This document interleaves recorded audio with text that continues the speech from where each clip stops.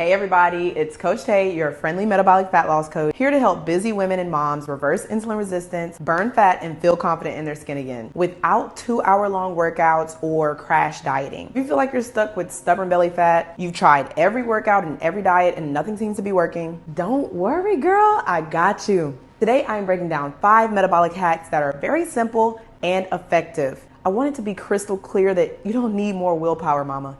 You just need a smarter strategy. I'm all about working smarter, not harder, especially for my busy women out there. I've already created an ebook for you guys with a nutrition plan, a workout plan, and different metabolic hacks in there as well. I also go ahead and explain to you guys how cortisol and insulin resistance has everything to do with the reason that you're storing fat instead of burning fat. And it's basically everything you need to know about metabolic health and fat loss and how you can lose 10 pounds sustainably in the next 6 weeks. Go ahead and grab a pen and let's get into it. Number 1 is going to be stop eating 3 to 4 hours before bed. There's a lot of different functions happening in our sleep so our body can repair and reset. A few of them are hormone balancing, and some of these hormones include insulin, which we talk about a lot here. Keeping insulin regulated is the epitome of burning fat. Insulin is the car, or some people like to say the key, for most metabolic processes. So when we're sleeping, our insulin sensitivity is supposed to increase, which is great for fat burning. It's great for metabolic health.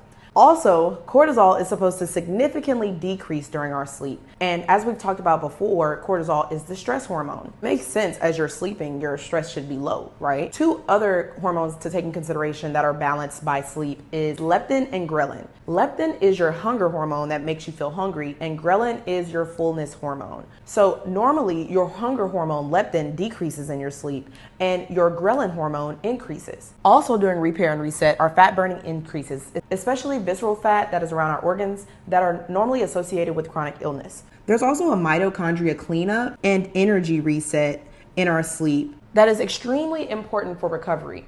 And I know you probably already heard the mitochondria is the powerhouse of the cell, right? So if your mitochondria isn't working properly, then your entire body isn't going to work properly. Some other things that happen that are very important with sleep is muscle repair, cell detoxification, which is also autophagy, and liver detoxification. I'm not going to go in too deep of a dive about this. I'll definitely make another video about it. But obviously muscle repair, autophagy is when your cells are regenerating and creating new cells. It's very important, as well as detoxing your liver. We all understand how important the liver is with detoxing our body. So obviously our liver needs to stay clean in order for our body to stay clean. All of these things happen with a good night's rest.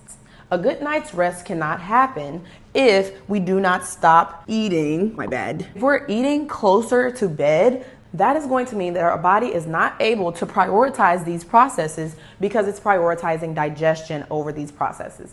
Digestion takes a lot of energy, as well as the fact that it spikes your blood sugar, therefore it spikes your insulin. So you're not going to be able to be in fat burning mode because the more insulin you have in your bloodstream, the more you're in fat storage mode. And I don't know about you, but I would rather be burning more fat in my sleep rather than being on the Stairmaster for an hour. Who's with me? 3 to 4 hours may sound intense, so I highly suggest starting 2 hours before bed and working your way up. There also has been a study that shows if you create a habit to stop eating 3 to 4 hours to bed, even up to 5 hours before bed, it significantly decreases your chance of developing chronic illness. If you're serious about working smarter and not harder, I would highly suggest incorporating this into your daily habits. Let's get into number 2. Walk 10 minutes after every meal. This hack increases fat loss in 2 different ways. Not only are you increasing your steps, but you also are significantly reducing an insulin spike by walking 10 minutes after you eat. When you significantly reduce your insulin spike, that puts your body in a more insulin sensitive state. The longer that you're in an insulin sensitive state, the longer you're in fat burning mode instead of fat storing mode.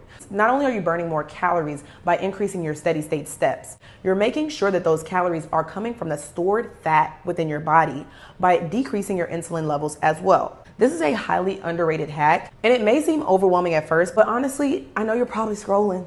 I'm gonna just call you out. If you're going to be scrolling on Instagram or TikTok, you might as well be walking while you're scrolling on Instagram and TikTok. And I know you probably don't want to be in the gym for 30 minutes on the Stairmaster, so you might as well just do 3 10-minute walks a day. And it's not about being perfect. It's just about consistency. So if you have to start off with just a 10-minute walk after dinner, then so be it. I would encourage you to work your way up if you're trying to look for the easiest way to lose fat the fastest. All right, let's get into number 3.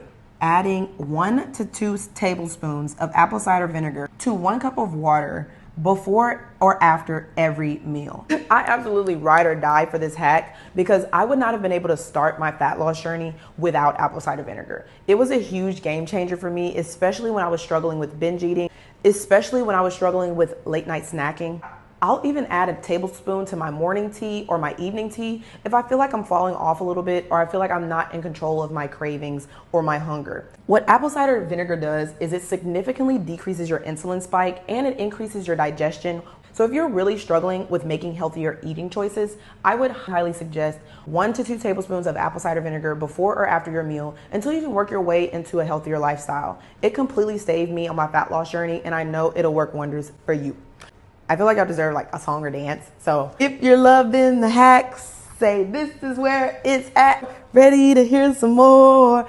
Say I'm ready for number 4. All right, number 4 is going to be ditch these artificial sweeteners. I'm about to name you guys artificial sweeteners that are literally killing your metabolic health. So you might as well just have regular sugar because of the effects that it has on your body breaking down and potentially making you sick and chronically ill. The sweeteners are as follows: sucralose, aspartame, saccharin, I think, potassium. I think I said that right. These are a no-go. If you see this at the back of the label, go ahead and forget about it. I would much rather you just eat regular sugar.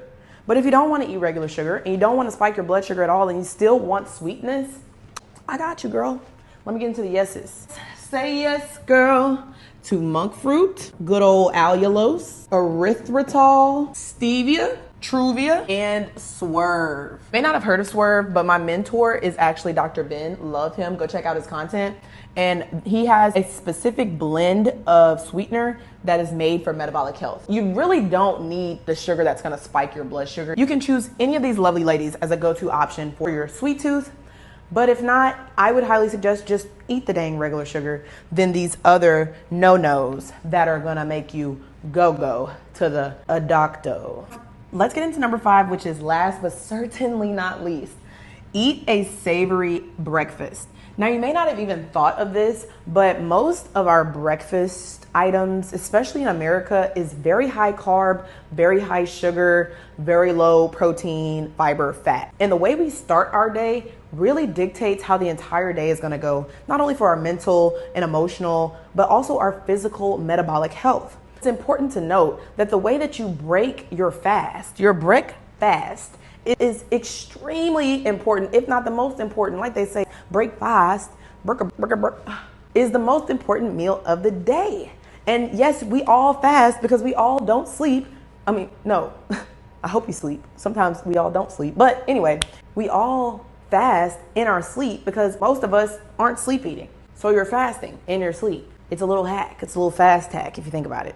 So the way that you break that is extremely important. I would highly suggest fiber, which is just some veggies. You can do chia seeds, things like that. I wouldn't suggest anything like Metamucil or anything.